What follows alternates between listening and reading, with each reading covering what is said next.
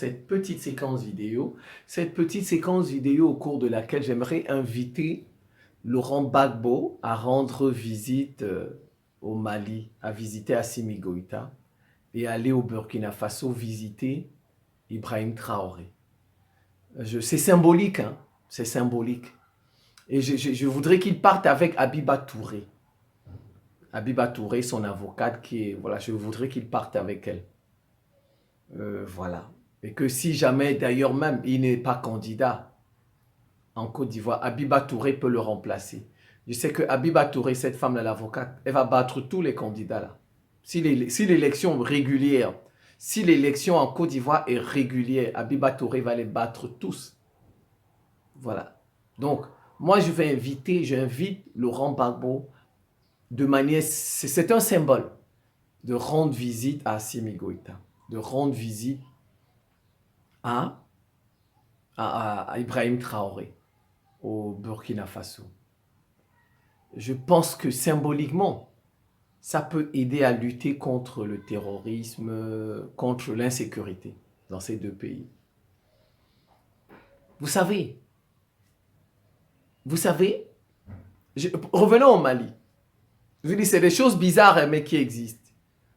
ATT, Amani Toumani Touré, il a fait le coup d'État à qui?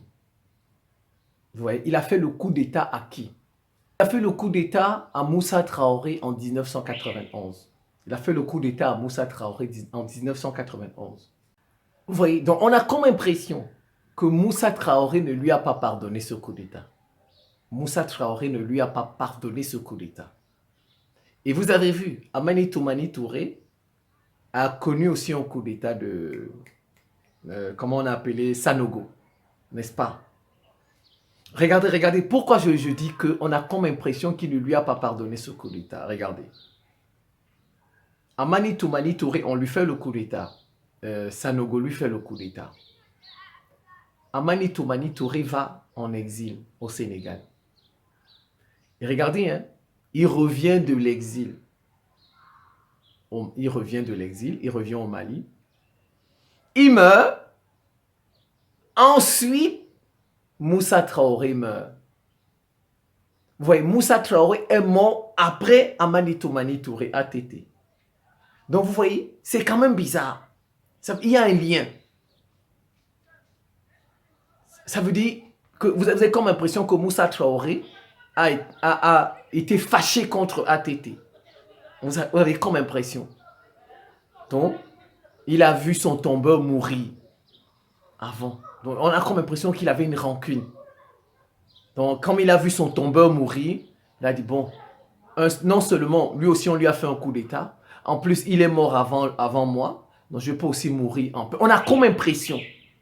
Ouais, c'est ça. On a comme impression. Vous voyez, c'est des petites choses comme ça, c'est des détails, mais c'est important. Important. Vous savez, nous menons un combat multidimensionnel. Le combat qu'on mène là pour libérer l'Afrique, ce n'est pas un combat simple. Multidimensionnel. C'est un combat physique. C'est un combat mystique. C'est un combat informationnel. Regardez les infox, regardez les télévisions des Occidentaux, comme ils mentent là longtemps. C'est un combat matériel. Vous voyez comme ils achètent les Africains, ils donnent les armes. C'est un combat spirituel, religieux et même symbolique. Vous voyez, c'est un combat multi. Donc, on ne doit rien négliger. Nous ne devons rien négliger dans ce combat. Rien n'est à négliger. Même les symboles sont importants. Voyager, Gbagbo qui va au Mali, Gbagbo qui va au Burkina, c'est symbolique. C'est important. Ça veut dire quoi en fait que Gbagbo vient concrétiser son pardon. Je sais qu'il a pardonné à ces deux pays-là. Gbagbo a pardonné. Il a dit ça quand il est sorti de prison. Il a pardonné au Burkina Faso. Il a pardonné au Mali. Parce que en fait, ce sont ces deux pays qui ont mis Gbagbo dans les problèmes. Vous savez, la rébellion, sa base arrière, c'était le Burkina Faso. Les Maliens ont soutenu Alassane Ouattara. On a dit qu'on ne voulait pas qu'un un musulman devient président de la Côte d'Ivoire. Donc, presque tous les musulmans de l'Afrique, même si vous regardez les vidéos, les anciennes vidéos, Abdoulaye Wade, même Abdoulaye Wade parlait de ça. Il soutenait Alassane Ouattara. Donc, on avait dit qu'on a masqué ça en problème religieux, ethnique. On ne veut pas, alors qu'au fond, Gbagbo combattait l'Occident. Gbagbo combattait la France, les États-Unis et l'ONU. Mais comme d'habitude, on nous trompe, on met ça sur, on déporte le débat. On déporte la question, le combat. On met ça sur la religion. Et beaucoup de gens vont là-dedans. Regardez. Écoutez la version de la situation au Mali sur les médias occidentaux. Et regardez les versions du gouvernement malien. Qu'est-ce qu'ils disent? Regardez dans les médias occidentaux, qu'est-ce qu'on dit? Vous allez voir, on dit, c'est la junte malienne. Ils ont fait venir Wagner pour les protéger. Voilà, pour protéger les militaires, pas pour protéger le pays. Wagner fait des exactions. Wagner fait du business, pille les richesses. Regardez, c'est la version qu'on donne dans les médias occidentaux, n'est-ce pas? Mais alors, est-ce que c'est la version du gouvernement malien? Non, ce n'est pas leur version. Ce n'est pas leur version. Nous avons fait notre coup d'État pour récupérer notre souveraineté. Et nous faisons venir les instructeurs russes pour nous aider à nous libérer. Voilà la version. Vous voyez, la version du gouvernement malien. Voilà leur version. Vous voyez, c'est pas la même. Donc, c'est comme ça. La version des Occidentaux, c'était on ne veut pas qu'Alassane Ouattara soit président parce que c'est un musulman. Alors que le vrai problème, le vrai problème, c'était l'impérialisme. Gbagbo voulait chasser la France, l'ONU et les États-Unis. C'est comme ça. Donc, Gbagbo, en partant dans ces pays, symboliquement, il concrétise son pardon. Il leur pardonne. Parce que ces pays-là, ce qu'ils vivent, c'est une punition. Pour ma part, ils ont été les sous-traitants de l'Occident face à Gbagbo. Et on les punit. Si un sous-traitant, regardez tout ça, c'est comme ça, quand tu es sous-traitant, tu seras puni. Bizarrement, ce qui est bizarre, c'est que l'Occident, lui, Dieu ne le punit presque pas. Presque pas. Alors que c'est lui qui fait du mal depuis 6 siècles. Ça, je ne comprends pas. J'aimerais bien comprendre ça. Que Dieu m'explique pourquoi eux ne sont pas punis au prorata du mal qu'ils font. Ils doivent être punis parce que ce sont eux qui font tout le mal.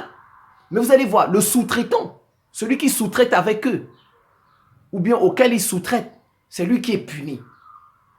Le Mali, le Burkina Faso sont des punitions parce que dans les années 2000, ils n'avaient pas soutenu Gbagbo. Ils avaient combattu Gbagbo.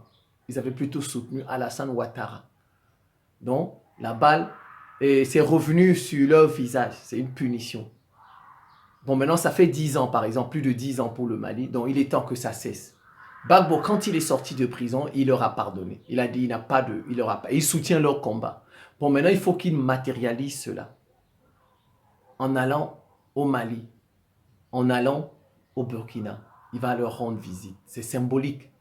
Peut-être après cette visite-là, ça va redonner de la force aux autorités du Burkina Faso. Ça va redonner de la force aux autorités du Mali.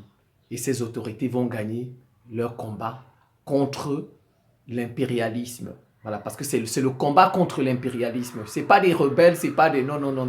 C'est le combat contre le néocolonialisme, contre l'impérialisme. Mais qui utilise des Africains. Voilà, on utilise des Africains, certains Peuls, voilà, les Arabes, les Touaregs, voilà, c'est le combat contre l'impérialisme. Parce que le Mali aujourd'hui, c'est le combat que Gbagbo a mené hier. C'est le combat que Gbagbo a mené hier. Que le Mali et le Burkina mènent aujourd'hui, ça les a rattrapés. Vous voyez, ça les a rattrapés. Hier, ils n'avaient pas compris que c'était le combat de Gbagbo. Parce que bon, on n'était pas éveillés. Mais aujourd'hui, on est éveillés, on a compris. Donc maintenant, leur erreur, leur faute les rattrape. Ouais, aujourd'hui, ils mènent ce même combat que Gbagbo a mené il y a de cela 20 ans. Plus de 20 ans. Donc, il serait bon, pour ma part, si vous connaissez Gbagbo, des choses comme ça, dites-lui d'aller visiter le Mali. Dites-lui d'aller visiter le Burkina. C'est une façon de concrétiser son pardon à l'égard de ces deux pays. C'est important. Ça va peut-être leur donner la victoire sur l'insécurité, sur le néocolonialisme, sur l'impérialisme.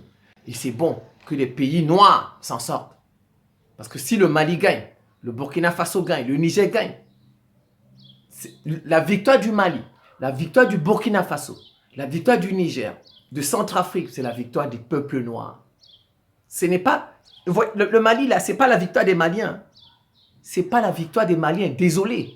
Ce n'est pas la victoire des Burkinabés, désolé. Un noir qui ne soutient pas le Mali, ce noir-là, il est maudit, il est vendu. Il est maudit, il est vendu. La victoire de ces pays-là, c'est notre victoire à nous.